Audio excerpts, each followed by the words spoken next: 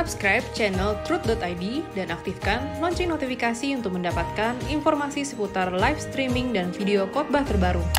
Posisi tombol subscribe berada di kanan atas channel kami dan jangan lupa nyalakan loncengnya.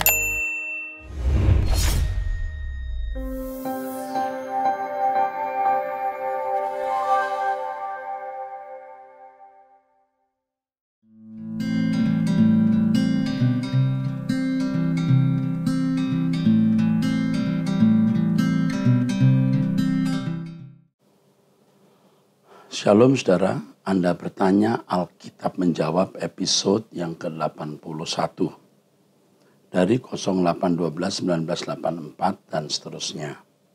Shalom Pak Eras, saya mau bertanya di pertemuan kelima tentang exousia atau hak yang Allah berikan. Yang kedua yaitu Roh Kudus. Apakah menerima Roh Kudus harus ditandai dengan bahasa roh?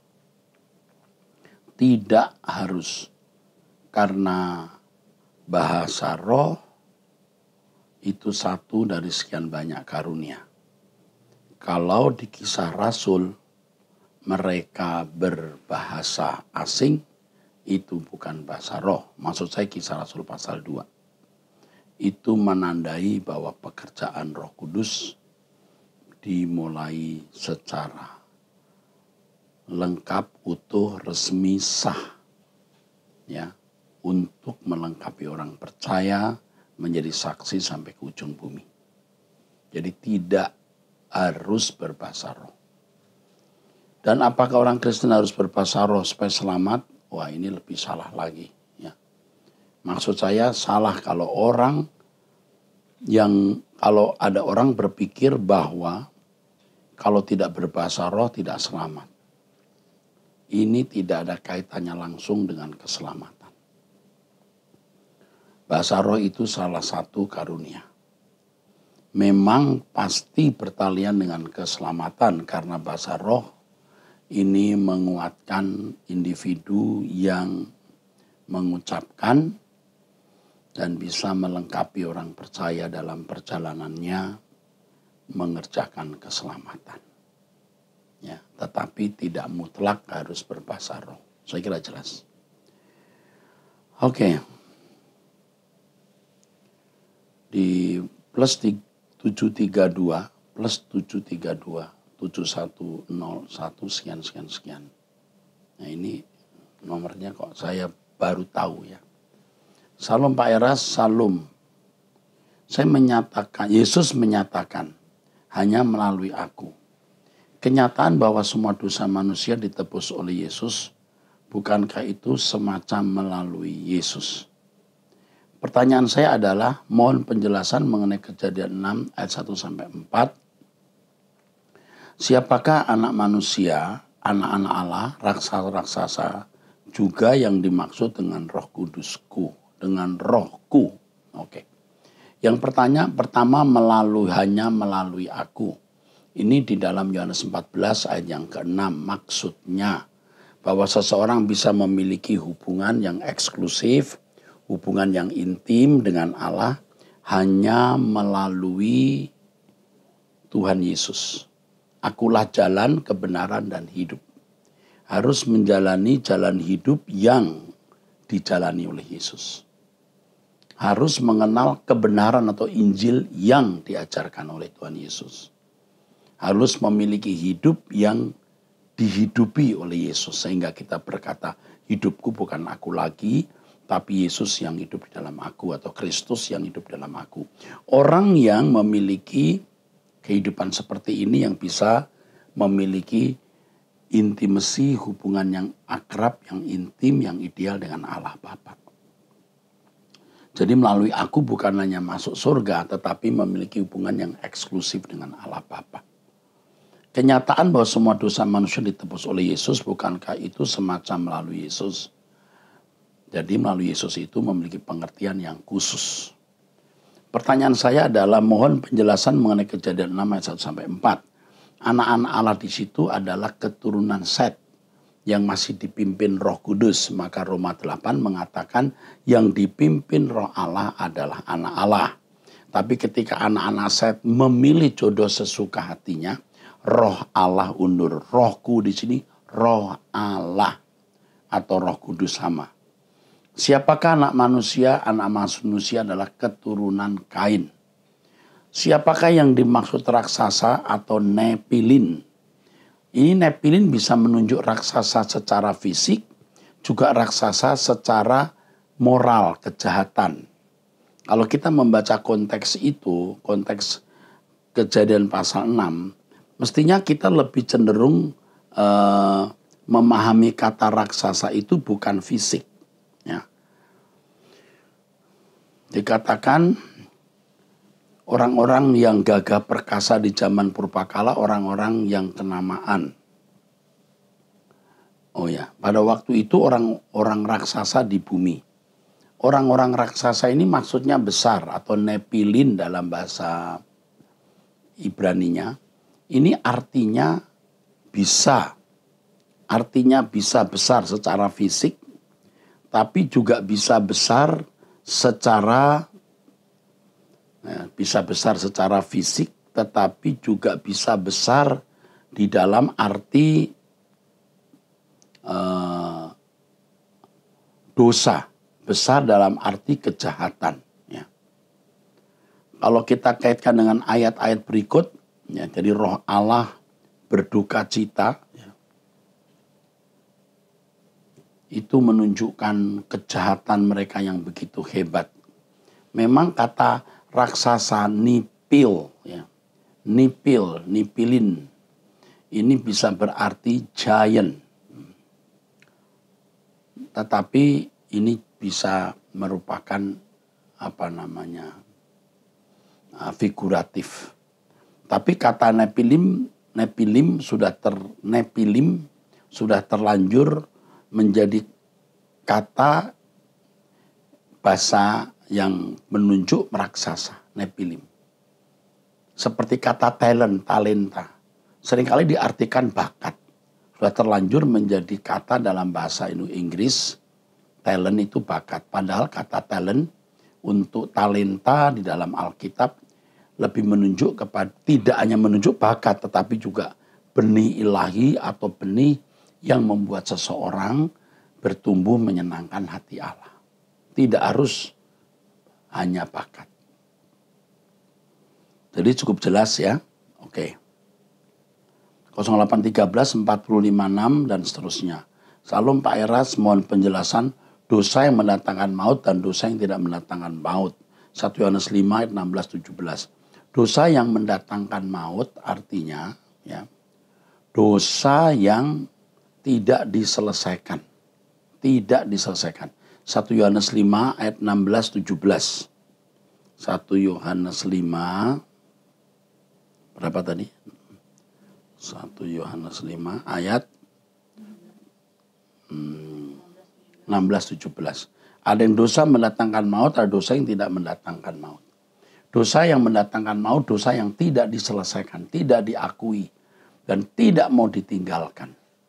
Semua dosa mendatangkan maut, tetapi kalau diselesaikan, diakui, bertobat, tidak mendatangkan maut. Artinya yang sudah kita lakukan tidak akan menuntut kita, menggiring kita, menggeret kita, menarik kita ke neraka. Karena sudah selesai.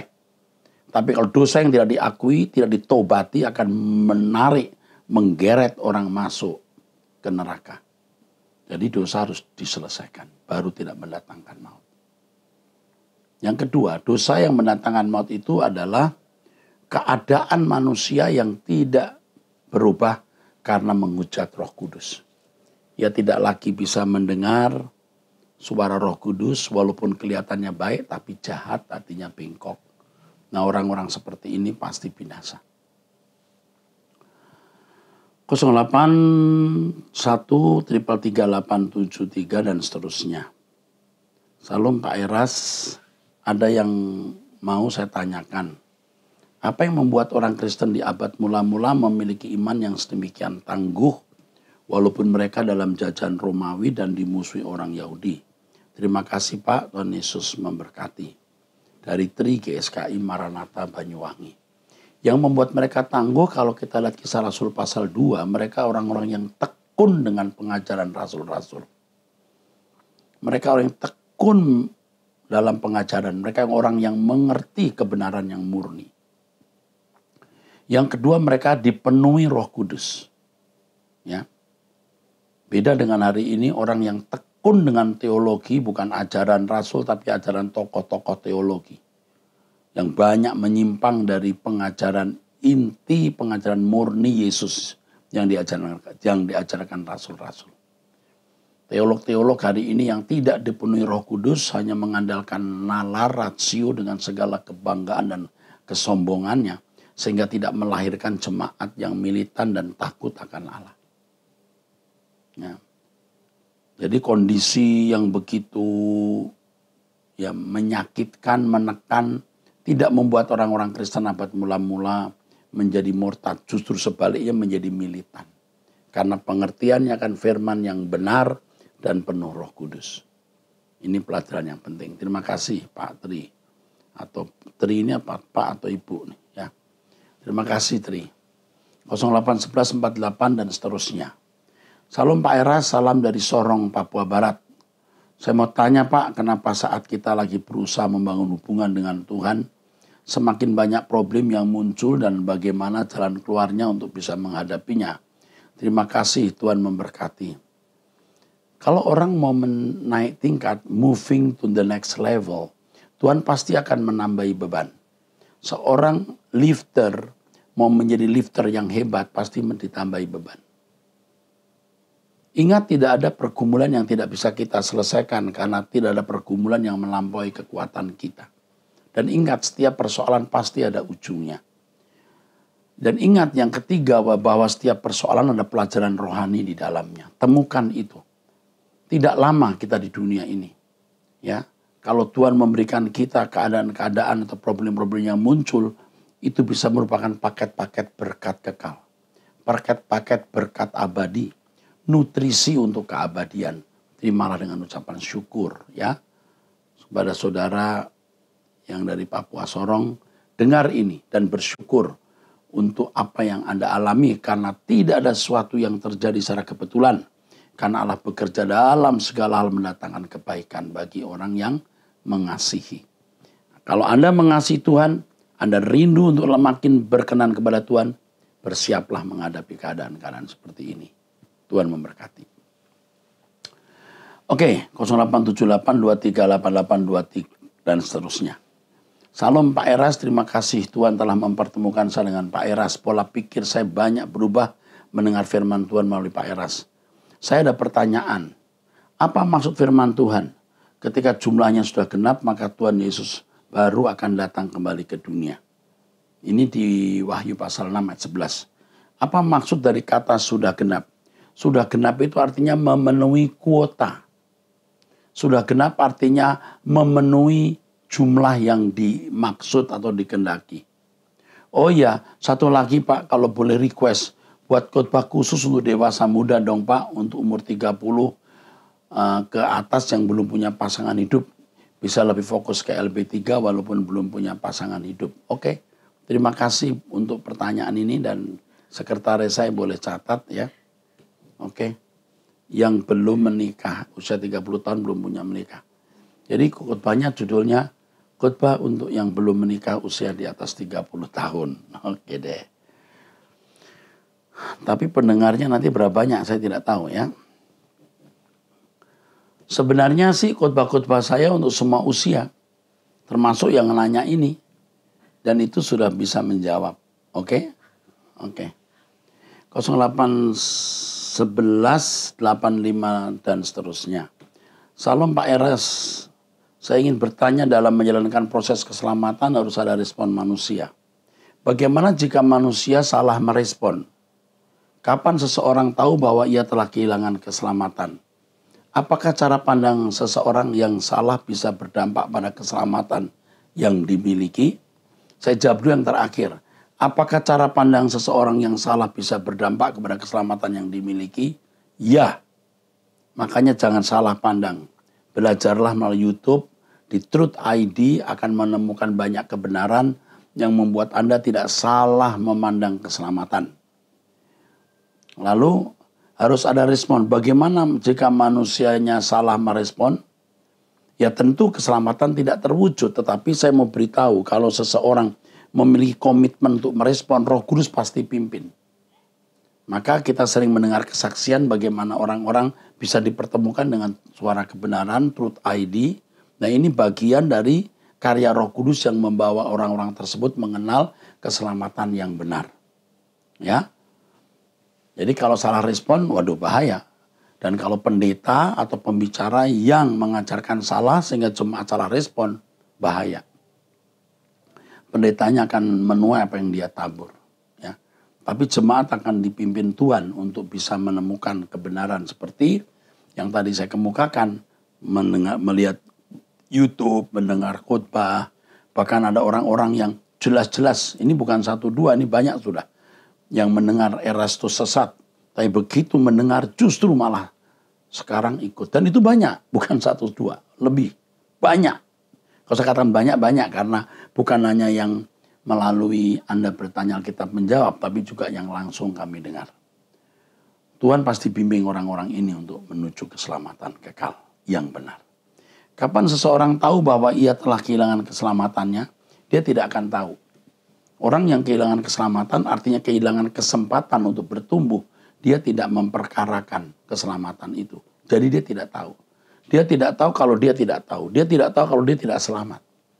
Kalau dia tahu dia tidak selamat dan dia punya kesadaran, dia akan berbalik. Kalau sampai tidak berbalik, ya sudah. Dia tidak tahu kalau dia tidak selamat. Atau tidak peduli kalau dia tidak selamat. 0812 8628 sekian. Pak boleh tanya, papa saya sampai meninggal nggak dibaptis. Tapi beliau dalam keterbatasan pengertian beliau mengasihi Tuhan. Apakah ada kemungkinan kami akan bertemu lagi di LP3? Kalau dari tulisan ini, naluri saya, iya, dia akan ada di LP3. Saya bukan Tuhan, tapi kalau dari nada bicara penanya, dan ya ini saya bukan Tuhan ya. Jangan percaya saya, kalau tidak percaya. Dia ada di langit baru, bumi baru, tapi menjadi anggota masyarakat. Oke, 08238832 sekian. Selamat Pak Eras, saya selamat Pak Eras. Dalam 1 Timotius 2, Allah ada kalimat, Allah menghendaki supaya semua orang diselamatkan. Lalu apakah atas dasar kehendak Allah pula Allah dapat mengintervensi seorang dapat diselamatkan? Tidak bisa. Di dalam penjelasan saya mengenai kehendak bebas, saya jelaskan ini dalam, lengkap. Bahwa Allah tidak mengintervensi karena dalam kedaulatannya Allah memberikan independensi atau kemandirian. Dengan pikiran perasaan yang diberikan oleh Allah kepada manusia, manusia bisa memiliki kehendak. Dan kehendak manusia itu bebas. Jadi tidak. Ya. Tidak bisa diintervensi. Ya, begitulah Agung Hasudungan Moliate Lai. 0878232344 seterusnya. Ya. Salam Pak Eras, terima kasih atas kesempatan ini. Saya ingin bertanya mengenai orang yang diperbolehkan masuk dunia akan datang. Orang baik bukan golongan sempurna. Tentu baik di sini dalam standar mengasihi sama seperti diri sendiri ya. Jangan lupa itu. Karena golongan ini hanya baik dan tidak sempurna. Sangat mungkin mereka masih hamartia ketika di dunia akan datang. Apakah ini diperkenankan di dunia akan datang? Di dunia akan datang itu ada ini. Di dunia akan datang itu ada ini pemerintahan. Dikatakan pemerintahan dengan gada besi. Dengan gada besi artinya dengan ketegasan tapi tanpa melukai. Di sini benar-benar Tuhan akan mengatur masyarakat yang tidak sempurna memang. Tetapi kalau orang mengasihi sama seperti diri sendiri, pasti orang-orang ini adalah orang-orang yang tidak membahayakan bagi sesama. Kalau sampai tingkat mengasihi sama seperti diri sendiri, itu pasti tingkat orang yang tidak membahayakan bagi sama. Ya. Lagi pula ada pemerintahan di sana, Dan yang saya pahami pasti ada pembinaan terus. 2. Apakah orang yang hanya golongan baik ini masih dapat dikembalikan ke rancangan semula di dunia akan datang? Saya jawab ya. Mengingat dunia akan datang akan kekal dan tidak sebanding dengan 70 tahun waktu yang kita miliki di dunia ini untuk sempurna. Ya benar. Aduh, ini penanya bagus nih. Cerdas. Terima kasih banyak Pak Era, saya sangat terberkati. Mohon maaf jika pertanyaannya tidak berkenan. Oh, sangat baik, saya senang. 082 555 77 dan seterusnya. Salam Pak Eras, saya mau bertanya. Saya sudah mengikuti pengajaran Pak Eras kurang lebih 2 tahun.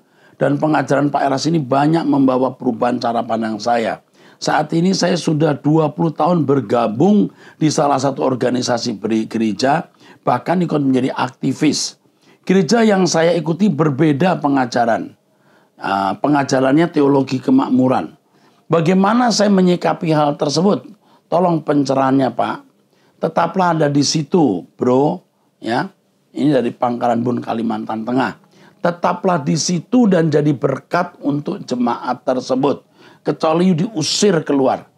Jadi berkat untuk mereka. Apalagi Anda jadi aktivis dan memiliki peluang untuk menggarami orang di sekitar Anda. Pasti Anda akan dipertemukan orang-orang yang bisa digarami. Garami mereka. Selamat berjuang bro. 0812 718 7 dan seterusnya. Mohon berbagi cara Bapak Erastus memahami dan mengerti tentang belajar Alkitab agar tidak salah dalam memahami dalam setiap ayatnya. Waduh, ini tidak gampang nih. Kenapa? Ya harus belajar. Belajar bahasa asli Alkitab, belajar perjanjian baru umum, latar belakang kota, latar belakang penulis Alkitab, gitu ya. Dan harus benar-benar mengerti eksegesis, ilmu tafsir, atau hermeneutik, bagaimana membedah Alkitab. Dan lebih dari itu ada dua hal ini. Itu dipelajari, tetapi itu relatif. Kalau orang tidak belajar teologi mungkin kurang. Tapi dua ini mutlak. Yang pertama hidup suci. Yang kedua meninggalkan percintaan dunia. Kalau pendeta hidup suci meninggalkan percintaan dunia, tidak tertarik dengan dunia ini, dia tidak akan kehabisan bahan khotbah. Percaya saya, tidak akan kehabisan bahan khotbah. Dia akan bisa khotbah terus dan kaya dengan hikmat-hikmat baru yang Tuhan berikan. Puji Tuhan. 0853616695 dan seterusnya. Salam Pak Eras. Saya sudah mengikuti pengajaran Bapak sejak Bapak viral di KTI Sesat 2 tahun lalu. Sejak itu saya mulai membaca buku-buku Bapak dan khotbah-khotbah Bapak di YouTube. Saya sangat berterima kasih. Saya sangat terberkati. Terima kasih Pak. Pak, saya ingin bertanya bagaimana cara bergabung dan membangun House of Truth di daerah Kerawang. Soalnya saya masih baru di Kerawang dan belum menemukan komunitas yang tepat. Baik, nomor telepon ini akan dihubungi oleh staf saya, Bapak Wiknyo Tanto. Ya, nanti sekretaris akan memberikan nomor telepon Bapak ke Pak Wiknyo Tanto. Dan Pak Wiknyo akan menghubungi Anda. Terima kasih bro. You are welcome to my world. Welcome to my world. Selamat datang di dunia saya. 0812-8534 dan seterusnya. Salam Pak Eras, saya mau tanya. Yang menjadi pertanyaan saya selama ini. Orang tua saya sudah meninggal. Percaya Tuhan Yesus tapi belum pernah mendengar SK, suara kebenaran seperti yang Bapak ajarkan. Apakah bisa nantinya menjadi golongan yang terselamatkan? Roma 12 ayat yang kedua, janganlah kamu menjadi serupa dengan dunia ini, tetapi berubahlah pembaruan budimu, sehingga kamu dapat membedakan manakah kehendak Allah, apa yang baik, yang berkenan, dan yang sempurna. Oke, apakah orang tua bisa masuk kerajaan surga? Sangat mungkin menjadi anggota masyarakat. Ya, dari pertanyaan ini saya sejahtera. You harus sejahtera juga. Ya, sangat mungkin. Roma 12 ayat yang kedua, apa perbedaan baik, berkenan, dan sempurna? Baik artinya secara umum, berkenan sesuai dengan tingkat pertumbuhan. Ini sudah masuk proses menjadi anak-anak Allah yang berkodrat ilahi. Sempurna, titik puncak, zenit dari target yang harus dicapai. Apakah berkenan sudah pasti sempurna? Belum tentu. Tapi kalau anak usia 4 tahun bisa menghitung 3 tambah 3, itu berkenan. Dan sempurna di umur itu. Tetapi belum berhenti. Harus bertumbuh terus sampai bisa menghitung matematik yang lebih rumit. Jelas? Bagaimana saya bisa mengetahui saya sedang di posisi baik, berkenan atau sempurna? Dalam posisi baik pasti bisa. Asal jangan melanggar hukum, jangan melanggar moral umum, Anda tahu baik. Berkenan, pasti Anda bisa tahu kalau Anda berkata, selidiki aku Tuhan, apakah jalanku salah? Ya, dengan usia saya 61 tahun ini, aku sudah mencapai yang Allah kehendaki belum? Harus dipertanyakan, itu kalau saya. Saudara umur berapa? Tanya. Dengan umur rohani saya sudah jadi Kristen selama 15 tahun misalnya. Apakah saya sudah sampai titik berkenan di hadapanmu? Ya. Ya tentu kalau kelas 3 SMP dengan taraf 3 SMP. Ya. Harus berkenan di usia itu. Jangan kualitasnya kualitas anak kelas 3 SMP. Mestinya dia sudah kelas 3 SMA. Jadi tidak berkenan. Oke. Berkenan itu adalah jenjang yang harus dicapai seseorang. Oke. 08 13 641 61 dan seterusnya. Salam Pak Eras, saya mau tanya yang menjadi pertanyaan saya selama ini. Orang tua saya sudah meninggal. Percaya Tuhan Yesus tapi belum mendengar SK seperti yang Bapak ajarkan. Apakah bisa nantinya menjadi golongan yang selamatkan? Bisa, tapi menjadi anggota masyarakat. Namun saya tidak tahu kelakuan orang tua saudara bagaimana. Tapi kalau dia tidak membahayakan sesamanya, mengasihi sama seperti diri sendiri, orang baik pasti masuk dunia akan datang. Apalagi kalau Kristen, potensinya pasti lebih besar. Ya, biasanya lebih besar potensinya. Walaupun ada juga orang Kristen yang lebih jahat dari orang non-Kristen. Tapi dengan kebenaran Alkitab itu, dengan khotbah mengenai kasih yang selalu didengungkan, ada potensi, ada kecenderungan untuk menjadi lebih baik. Beda dengan agama yang membunuh orang juga boleh asal membela agamanya. Wah, itu kan berat yang begitu. Sulit menjadi orang baik. Membunuh saja sudah jadi kebanggaan. Wah, bagaimana itu? Tapi Kristen tidak mengajarkan itu. Kasih musuhmu, berbuat baik bagi orang yang menganiaya kamu, dan seterusnya. 08 1233 986 dan seterusnya. Salam Pak Pendeta Erastus, saya mau bertanya, ketika belum sekolah Alkitab sudah dibaptis. Singkat cerita, jadi pendeta dan membaptis. Lalu dia sendiri jadi mualaf. Lalu dia kembali lagi masuk Kristen dan dibaptis lagi. Yang saya tanyakan, apakah orang seperti ini masih layak menjadi warga kerajaan Allah? Waduh, saya tidak tahu. Pertobatan akhirnya ini benar atau tidak? Kalau pura-pura enggak bisa. Tapi kalau pertobatannya benar, sungguh-sungguh bisa masuk surga. Ya. Tapi susah nih kalau sudah begini jadi anggota keluarga kerajaan Allah. Sulit, walaupun bukan tidak mungkin bisa, tapi sulit. Ya, saya tidak tahu karena tidak tahu kualitas hidupnya di pertobatan akhir sekarang ini. 08 531 3461 dan seterusnya. Salam Pak, saya mau penjelasan Bapak tentang salah satu dimensi keselamatan, yaitu dimensi yang akan datang, future. Itu bagaimana Pak? Dimensi masa lalu pas Yesus mati di kayu salib menebus semua dosa manusia. Itu masa lalu. Tanpa perbuatan baik, tanpa jasa kita, bahkan tanpa kita ketahui. Keselamatan ditinjau dari masa sekarang, kita mengerjakan keselamatan, kita berjuang untuk menjadi serupa dengan Yesus. Atau sempurna seperti Bapa. Bagaimana kita bisa berpikir, berperasaan yang selalu sesuai dengan pikiran perasaan Allah. Sehingga keputusan dan pilihan kita selalu sesuai dengan pikiran perasaan Allah. Sedangkan future nanti pada waktu kita menginjakkan kaki di langit baru bumi baru, menjadi anggota keluarga kerajaan Allah, itu keselamatan. Ditinjau dari dimensi yang akan datang. Puji Tuhan. Ini tadi ya dari NN. 0812 8611 0 dan seterusnya. Malam Om, saya masih belum paham benar. Saya yakin almarhum Opa yang non-Kristen bisa masuk surga. Karena akan dihakimi menurut perbuatannya sesuai hukum yang tertulis di nuraninya.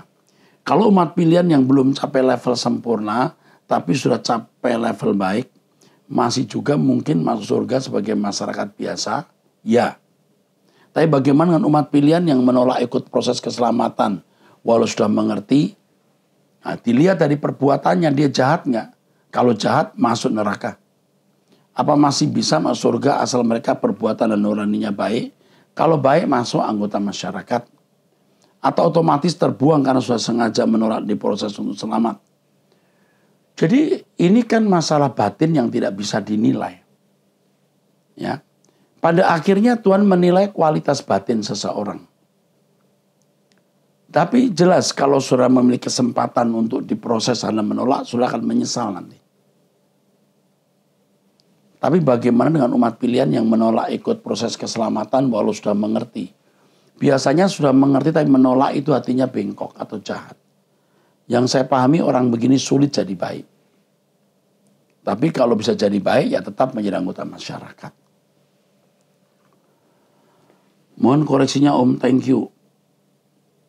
Om otomatis terbuang karena sudah sengaja menolak di proses. Penolakan proses Allah itu kan juga ada stadiumnya. Ada yang menolak lalu jadi jahat. Ada yang menolak tapi kurang jahat. Ada yang sedikit menolak tapi tetap baik.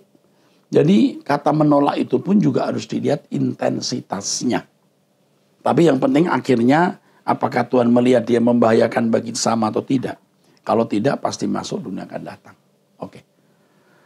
0811 459 dan seterusnya. Salam Pak Era, saya umur 38 tahun, salah seorang pengajar di salah satu sekolah Alkitab.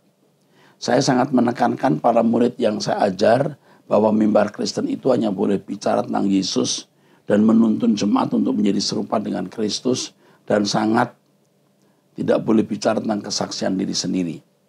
Karena seharusnya kesaksian kita terlihat dari perilaku kita setiap hari. Karena saya melihat bahwa terlalu banyak pendeta hanya bersaksi tentang pencapaian diri mereka di mimbar. Apakah yang saya sampaikan itu salah atau gimana Pak? Karena saya masih muda dan saya masih mengalami kemarahan dalam hati ketika melihat hamba Tuhan yang lebih meninggikan diri daripada Kristus. Saya setuju bahwa kesaksian pribadi tidak bisa menjadi standar kebenaran. Tidak bisa. Tidak bisa sama sekali. Tetapi pengalaman pribadi melengkapi khotbahnya, ya harus. Tentu dengan motivasi tidak meninggikan diri. Kadang-kadang memang seorang pembicara berkata, ketika saudara saya baru pulang dari Hong Kong, dia cerita itu bukan karena mau memberi pelajaran melalui pengalamannya di Hong Kong, tapi mau menunjukkan dia bisa jalan-jalan ke Hong Kong. Nah, ini kan konyol. Dan yang penting motivasi. Paulus sendiri dalam tulisannya juga menyinggung pengalaman pribadi. Tapi pengalaman pribadi yang menjadi verifikasi kebenaran yang dia kemukakan. Jadi sangat mungkin seseorang menyampaikan kesaksian pribadi, pengalaman pribadi untuk meneguhkan kebenaran yang dia kemukakan. Tapi ingat dengan motivasi yang benar. Dengan motivasi yang baik. Hamba Tuhan yang benar ketika menyampaikan satu kesaksian dan ternyata kesaksian tersebut bermotif salah, dia akan terpukul. Waktu di mimbar pun akan ditegur Roh Kudus. Kamu sombong, kamu tidak tulus. Saya sudah mengalami itu berkali-kali. Dan saya takut kalau saya ulangi lagi itu. Namun demikian kadang-kadang masih saja saya lakukan. Saya minta ampun. Jadi bukan tidak boleh ya. Harus melihat maksud pengalaman pribadi itu diberikan apa. Bukan tidak boleh. Tapi maksud pengalaman pribadi itu diberikan untuk apa. Ya, saya kira cukup. Kita akan bertemu di episode yang akan datang. Tuhan memberkati.